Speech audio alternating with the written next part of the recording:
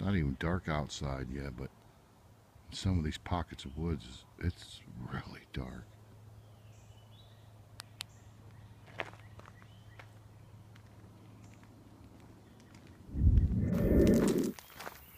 All right, I'm gonna work my way back all the way, about 2.4 miles, something like that, to another section of the Buckeye Trail that I've been wanting to check out.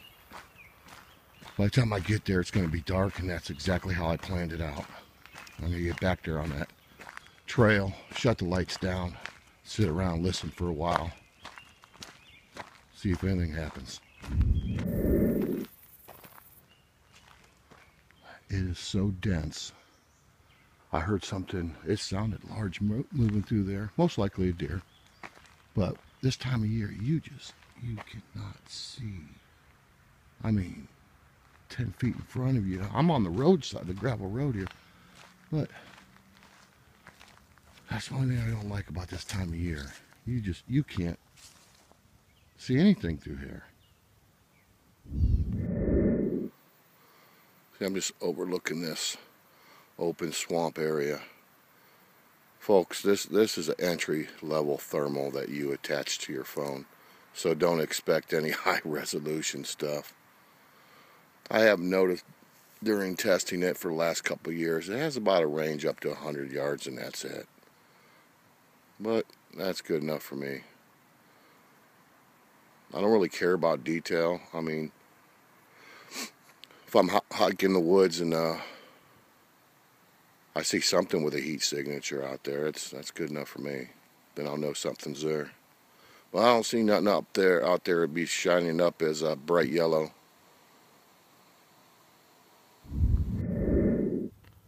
There we go. Gonna try out my new light for the second night. Picked it up a few days ago. Ran a bunch of tests with it last night. You can see how small it is. It's 1,000 looms, made by Nightcore, and it has a long distance throw. I can care less about flood. I want throw. You can see the deep chamber down in there. And when we tested it last night, we was basically all in shock. It's hard to explain how bright it is for something so tiny. So it's got a rechargeable Li-ion 1850 battery. So I like it so far, and it has a built-in USB charger. So you don't have to take this battery out and put it in a separate charger. So if you charging your cell phone, if you got Androids or stuff like that with micro USB, just plug it right into here. In less than 2 hours, it's fully charged back up. It's been great so far.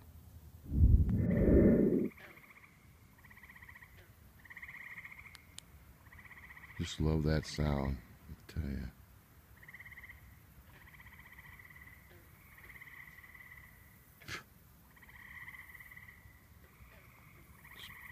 Cove back in there. I walked up here real quietly and turned on the light just to see if I can see something, catch something off guard, but unsuccessful. Keep working my way back towards the Buckeye Trail.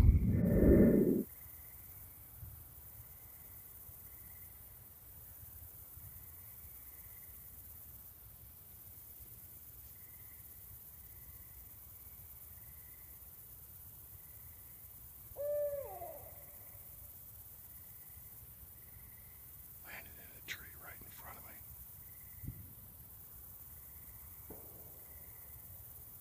Damn fireworks already.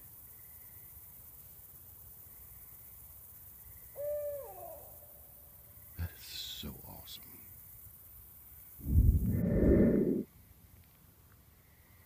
Where you at? I hear you. That'd be so cool just to see him. Big barred owl. Oh, he moved a little bit on me. Oh well. Be damned, I made it back to this Buckeye Trail that I've been wanting to really check out. I'll tell you what, man. I should have known better than to pick 4th of July weekend. This park is, this is a fairly small park Got Eyeshine down there. I don't know if you can see that. Looks low to the ground. Look, oh, bobbing up and down. Deer. Anyway, I can hear the fireworks going off all around me. You know, the small little cities. This park's about, I think, close to 10,000 acres. That's all right, though. Yeah, it's gone now. That was a deer, the way it moved its head up and down like that. I'm going to find a spot back in here. You can see the blue markers on the trees. That's Buckeye Trail. I want to find a, oh, there looks like some logs up there, unless that's just been piles of dirt. Find a spot to sit down and chill out. Turn on the thermal and go from there.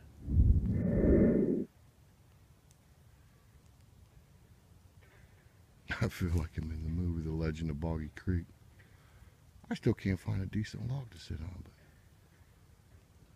see, that goes to show you that, well, if that was a deer or a raccoon with the Eyeshine just a bit ago, and when it took off, I could not hear it take off, and it had to be no more than 50 yards away from me. So whatever it was quiet when it moved off, and it was right in this area.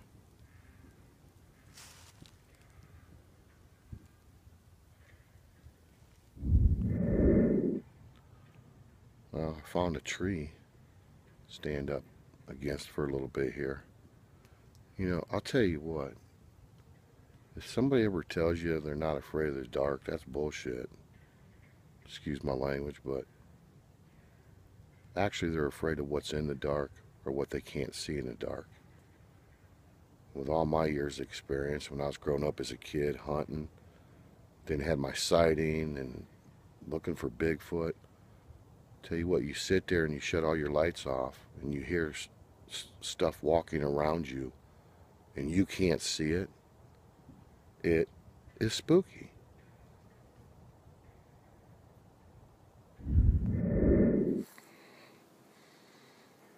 Well,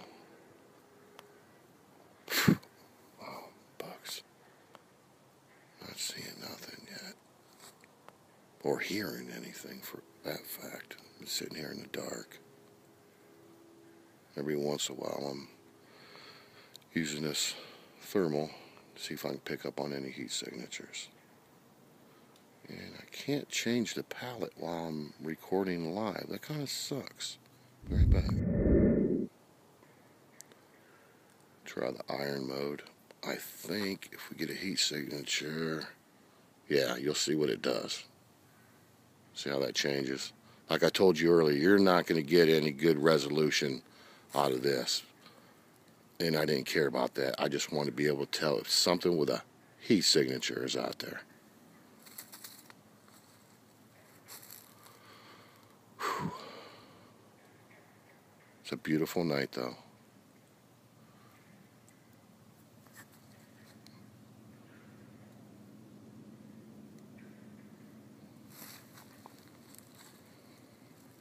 Oh, you can see my handprint on the tree there. Check that out. Where I was told you it does work. Come on, Squatchy. Ouch. I didn't stand there too long. I wanted to make my way around this looping part of the Buckeye Trail. And I am going to go out on the gravel access road and go over to the pavilion area and chill out and sit there because it's right by the coves of the lake. And if we're going to get any sounds of something screaming, we're definitely going to be able to pick it up there. So that's where, wait, where am I going? That's what we're going to do. Well, it's been about 40 minutes. And just a couple minutes ago, the roof on this thing is metal. And there was a loud bang on top of it. And I immediately thought of that Monster Quest episode with Jeff Meldrum and all them guys up there in Canada, I think it was. That log cabin where something was throwing rocks at the side of the cabin and on the roof. And then it did it again 10 seconds later. And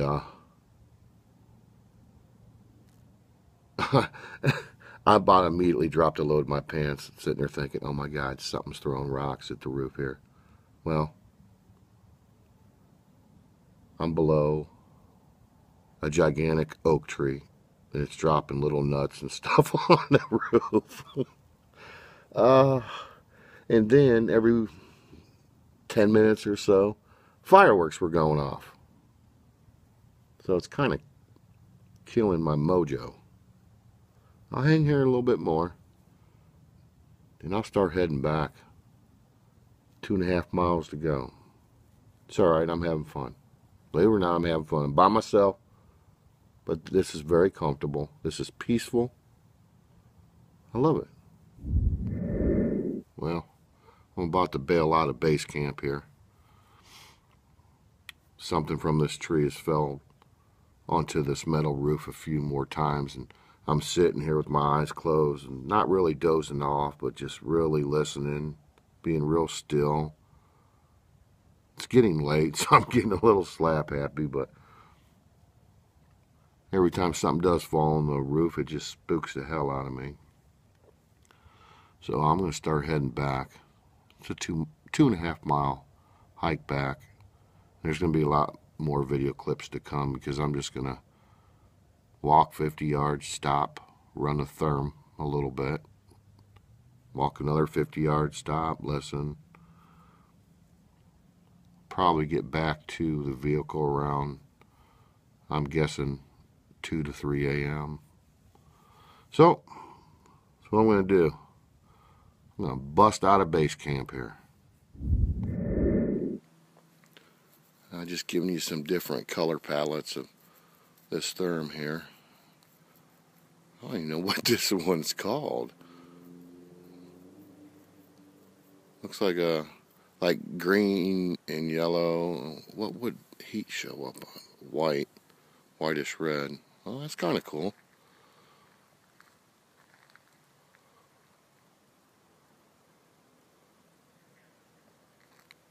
Kind of weird though.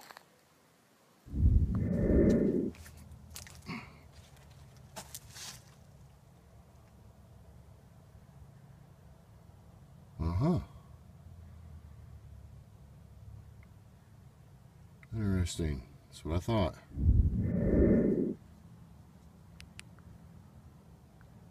What in the world?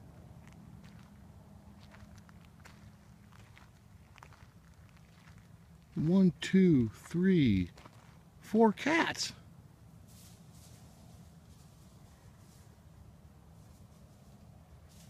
Is that what people do? I mean, just dump off their litter of cats? That's a shame. They won't last long if they go out in there. Them coyotes will hunt them down fast, easy. Heard a bunch of ruckus over here, and of all things, I ended up finding 4 cats. Boy, some of these trees are still keeping their heat.